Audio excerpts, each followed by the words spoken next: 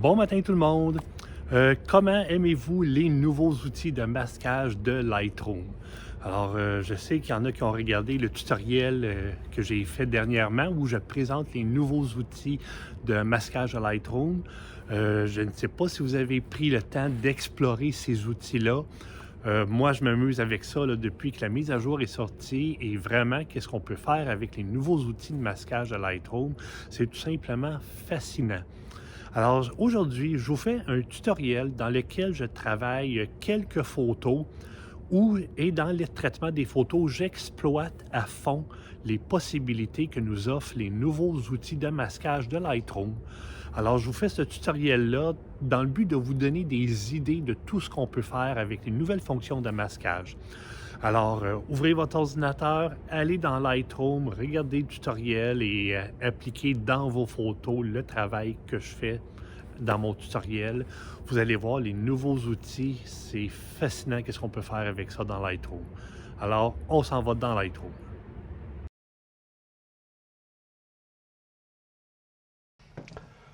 OK, alors la première photo que je vais travailler, c'est cette photo-là. Alors, c'est une décoration sur la façade d'un bistrot sur la rue Saint-Denis. Il y avait plein de ballons, des ballons roses et des ballons mauves. Et dans cette photo-là, je vais vous montrer comment on peut utiliser le nouvel outil de sélection gamme de couleurs pour changer tout simplement la couleur d'un objet dans une photo. Alors, on va dans l'outil masquage et on choisit gamme de couleurs. Mais là, avant de le faire, j'aurais dû y penser. On va commencer par zoomer sa photo. Question de bien voir notre image et en étant zoomé, ça va être plus facile de faire une bonne sélection. Alors, je recommence. On va dans l'outil masquage. On clique sur gamme de couleurs. Et là, notre souris devient une pipette. Alors, avec la pipette, on encadre la couleur, la couleur ou la gamme de couleurs qu'on veut sélectionner, comme ça ici.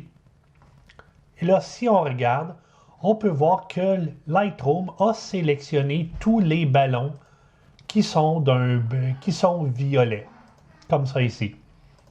Et là, je vais tout simplement utiliser l'outil teinte ici pour changer la couleur des ballons. Alors, je vais mettre les ballons, disons, d'un genre d'une teinte un peu jaune verdâtre, comme ça ici.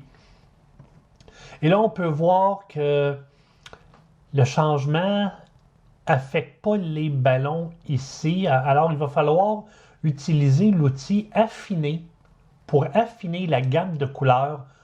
Et on va, vous voyez, on tasse le curseur vers la droite et comme ça, on augmente la gamme de couleurs qui va être affectée. Et là, voilà, les ballons violets sont entièrement affectés par l'outil. Et là, je change la couleur de mes ballons violets.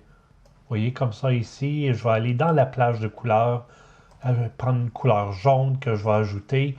Et voilà, mes ballons violets sont devenus des ballons verts. Alors, le nouvel outil gamme de couleurs permet de sélectionner une couleur en particulier dans notre photo et on peut utiliser cette fonction-là pour changer la couleur d'un objet dans notre photo. C'est vraiment très pratique comme outil.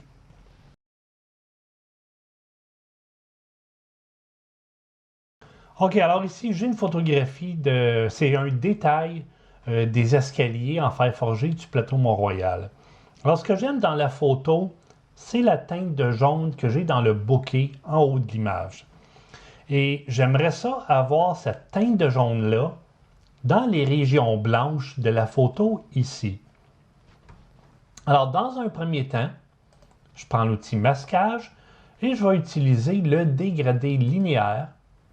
Et je vais placer mon dégradé linéaire comme ça ici pour affecter le bas de l'image.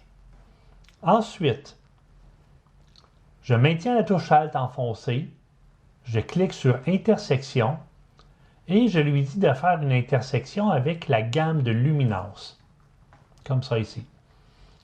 Et là, j'ajuste ma gamme de luminance de façon à aller chercher uniquement les hautes lumières. Et vous voyez, en tassant le curseur, si vous regardez dans ma photo, uniquement les hautes lumières sont affectées par mon masque. Une fois que j'ai sélectionné mes hautes lumières, je prends la flèche et je l'envoie vers la gauche de façon à créer un dégradé. Je vais changer la couleur du masque, comme ça on va mieux le voir. Comme ça ici, vous voyez.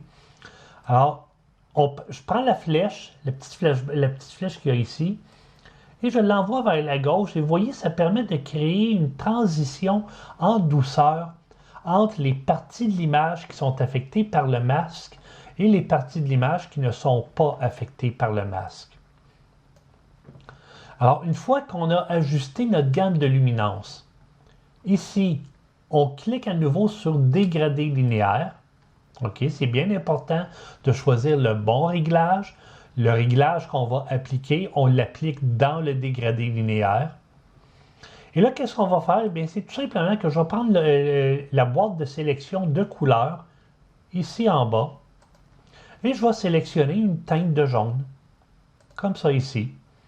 Et là, on peut voir qu'il y a une petite teinte de jaune qui est apparue ici, dans mes hautes lumières. Ensuite, je vais prendre le réglage température. Je vais augmenter la température. Et là, on voit que j'ai du jaune qui apparaît dans mes hautes lumières. Je vais légèrement diminuer l'exposition. Et là, je joue avec les réglages pour essayer d'obtenir une teinte de couleur qui est similaire à celle qu'il y a en haut ici, qu'il y a en haut de la photo. Alors, je joue avec mes réglages. Je manipule un petit peu la saturation des couleurs.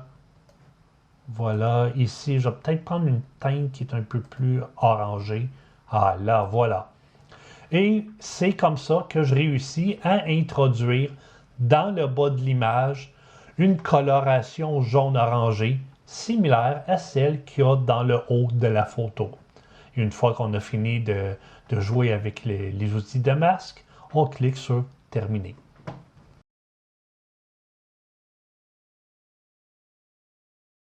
Alors ici, photographie qui a été prise sur la rue Jean Talon. Et c'est une journée avec une légère pluie. Et j'ai ici une photo avec un couple, deux amis d'après moi, qui marchent sur la rue Jean Talon. Alors ici, qu'est-ce que je veux faire? Je veux accentuer la luminosité qu'il y a dans le haut de l'image. Alors les journées où il pleut, et qu'on est en après-midi, très souvent, lorsqu'on regarde à l'horizon, la pluie vient créer un genre de brouillard dans l'air qui rend la scène plus lumineuse. Plus qu'on regarde dans les airs et plus on regarde au loin, plus ça devient lumineux. Alors ici, je veux accentuer ce phénomène-là dans la photo. Alors, je viens dans l'outil de masquage. Je vais faire sélectionner un sujet. Alors là, on laisse Lightroom travailler. Et Lightroom a clairement sélectionné mes deux personnages à l'avant-plan. Ensuite, je vais sur l'outil Sujet, je clique sur les petits points et je fais Inverser. Et là, le masque est inversé. Ensuite, je maintiens la touche Alt enfoncée. Je clique sur Intersection. Intersection avec le dégradé linéaire. Et je place mon dégradé linéaire comme ça ici, de façon à aller chercher uniquement le haut de la photo. Et là, si je regarde mon masque affecte le haut de l'image sans toucher au personnage. Et là, je vais augmenter la luminosité dans le haut de la photo. Alors, j'augmente l'exposition. Je vais également éclaircir les ombres. Je vais diminuer un petit peu le contraste. Je vais prendre l'outil correction du voile et je vais lui donner une valeur négative.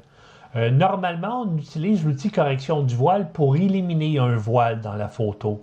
Mais si on veut ajouter un voile dans la photo, on a simplement qu'à donner une valeur négative à l'outil correction du voile. Alors, je donne une légère valeur négative. Vous voyez, moins 10. Non, c'est peut-être trop.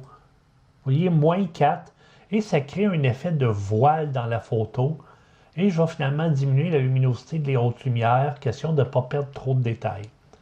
Alors, si je regarde ma photo, photo originale, photo avec les réglages que je viens d'appliquer à l'aide d'un masque qui affecte uniquement le haut de la photo sans toucher au personnage.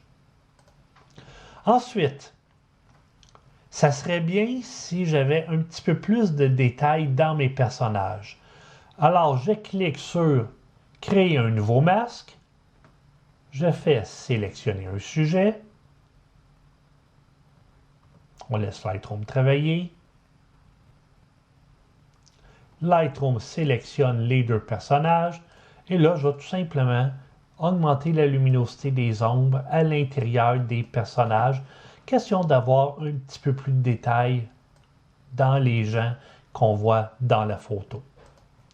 Finalement, le parapluie, si on regarde le haut du parapluie est complètement surexposé, on en perd les détails.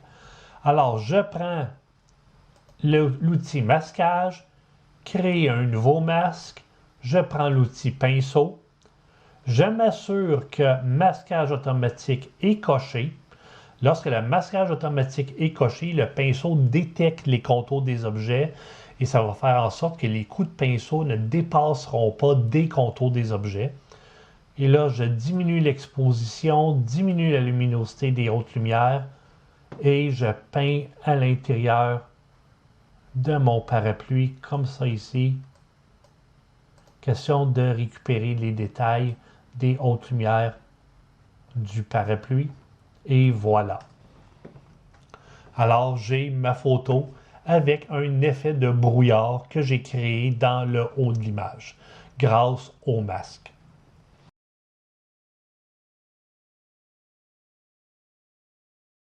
OK, alors j'aime bien aller m'installer dans les cafés pour travailler. Ça me fait sortir de la maison.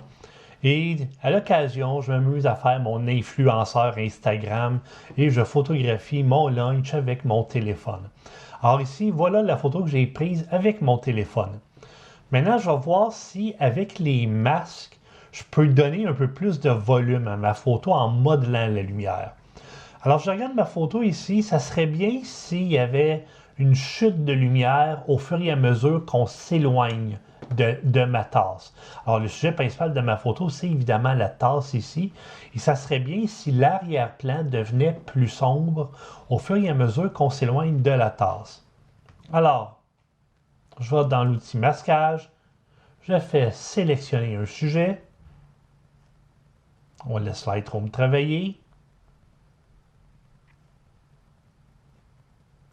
Lightroom a été capable de bien sélectionner ma tasse, la soucoupe et la cuillère à l'avant-plan. Je vais changer la couleur du masque pour qu'il soit plus visible. Voilà, comme ça ici. Alors, je l'ai mis d'un beau bleu cyan. Alors, je clique sur les 3 points qu'il y a ici. Je fais inverser. Et là, c'est toute la photo qui est sélectionnée à l'exception du sujet. Je maintiens la touche Alt enfoncée. Je clique sur Intersection. Je prends l'outil Dégradé linéaire et je place l'outil Dégradé linéaire comme ça ici. Et vous voyez, l'outil Dégradé linéaire affecte uniquement le haut de la photo sans toucher à la tasse. Et là, je vais assombrir l'arrière-plan de la photo comme ça ici. Et grâce au masque que j'ai créé, j'ai pu assombrir l'arrière-plan sans pour autant affecter la tasse. Ensuite, ça serait bien s'il y avait un dégradé de lumière à l'intérieur de la tasse et de la soucoupe. Alors, je vais cliquer sur le plus et je vais faire à nouveau sélectionner un sujet.